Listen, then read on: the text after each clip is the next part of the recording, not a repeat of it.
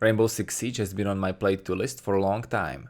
Only thing I knew about it is that it is very popular and that its community is very toxic. And that sounds exactly like my cup of tea. Originally I wanted to do a big review, but that would take me hundreds of hours, so I could play through all operators, ranked matches, get into it with the mechanics, plan out my arguments, and I honestly don't have enough time for that, since I have a lot of work at school and soon hard reality of life will consume me and I need to prepare for it. So I decided for something else and instead made a video documenting my journey with it. Hopefully it can help out some other newcomers like me so they don't make same mistakes and veterans can cringe on my bad gameplay.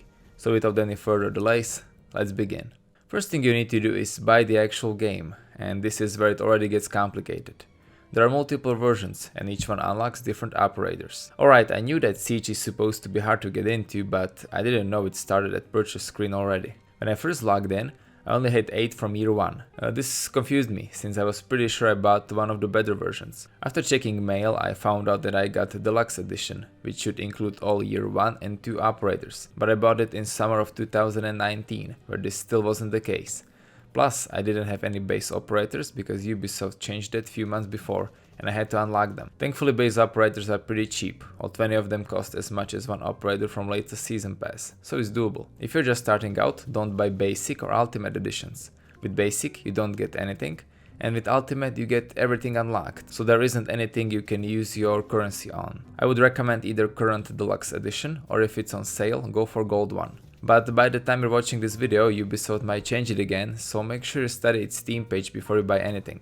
Anyway, after spending 30 minutes playing detective, it was time to learn how to play. Siege has a pretty good tutorial. You start off by watching 3 videos that teach you how to use some of its basic mechanics. I would suggest to check them out, mainly because they reward you with a lot of renown, Siege's currency. I got more renown for watching 3 2-minute videos than I got from an hour of playtime. Then you can move on to operations, simulated missions against AI. Here you have different objectives like free a hostage, defuse a bomb, or eliminate hostiles that are also there in normal matches. These are surprisingly hard. I don't think I completed either one of them on first try, and they serve as a good introduction to Siege's mechanics and difficulty.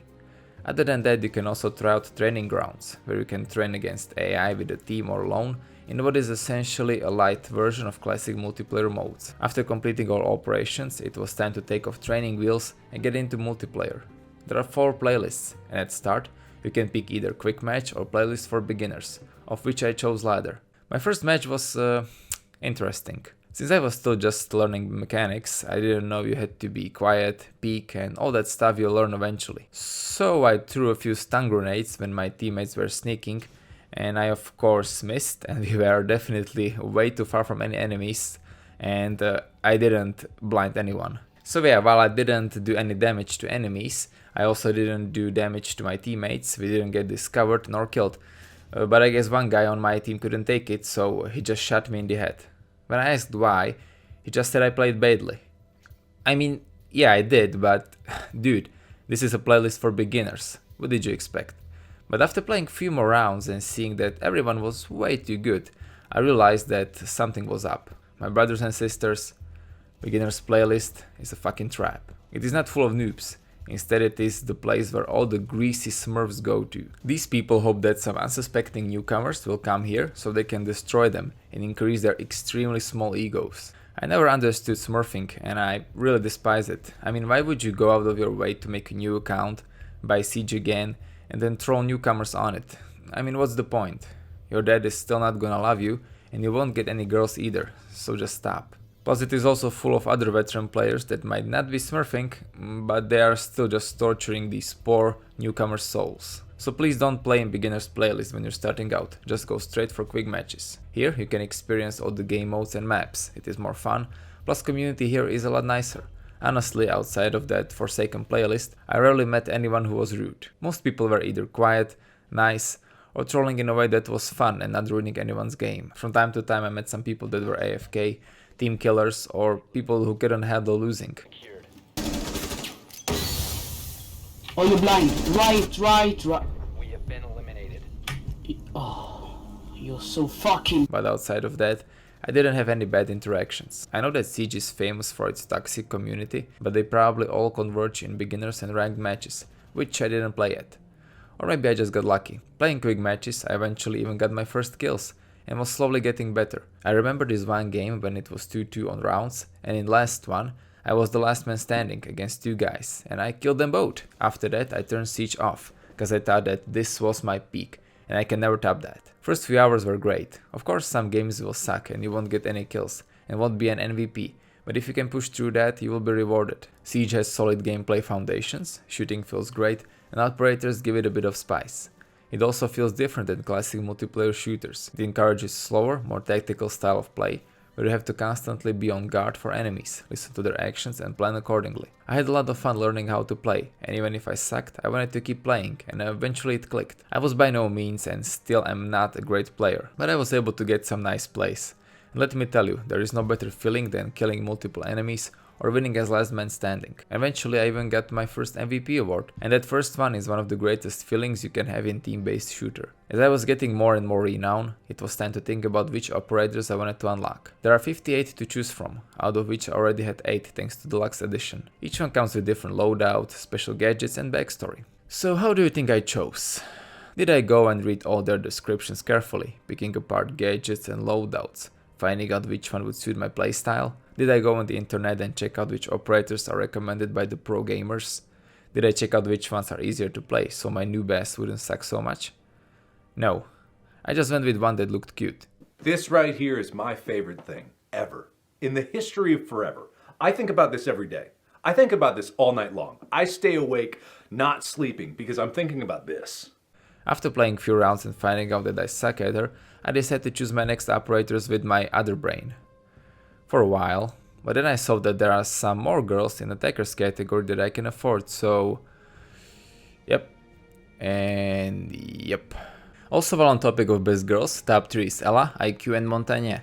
You can quote me on that. So after I was done with Waifu Simulator, it was time to go back in game. I got to level 10 and I could try out unranked matches, which use same mechanics as ranked one, but as you can guess, you don't get any ranks for playing them. Around this time I had around 12 hours in, and the fun factor of discovering a new game was slowly wearing off, so I started to notice things I didn't care about before. Siege is a team-based shooter, so unless you're a god level player, you won't win alone. In quick matches you get paired with random teammates and opponents, and it sucks when you are having a pretty good game, but your teammates get destroyed and you lose. But this can happen to you as well, and in my case it happened a lot, and I'm pretty sure we lost matches due to my incompetence. Like I said, I didn't mind it at start, but as I was playing more, every mistake and loss hurt.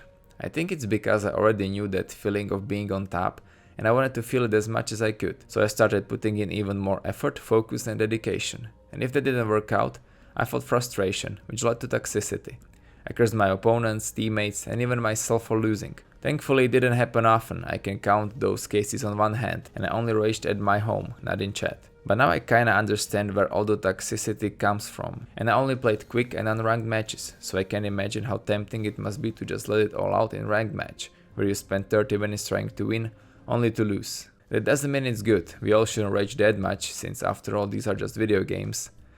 Oh god, Ninja would kill me if he heard me say that. Actually, you know when I rage most? When I activated booster that doubles your renown gain for 24 hours. Because then I felt like with every loss, I also lose twice as much renown as I could get. So I really wanted to get those Ws. And it was time limited, so I tried to play as much as I could. That is not a good strategy, and if you play too much, you only get fatigued and play worse. Thankfully there are some other ways of getting renown. You have daily and weekly challenges for that, and these are also a good way to keep players engaged. Generally, Siege does a good job of keeping you hooked in.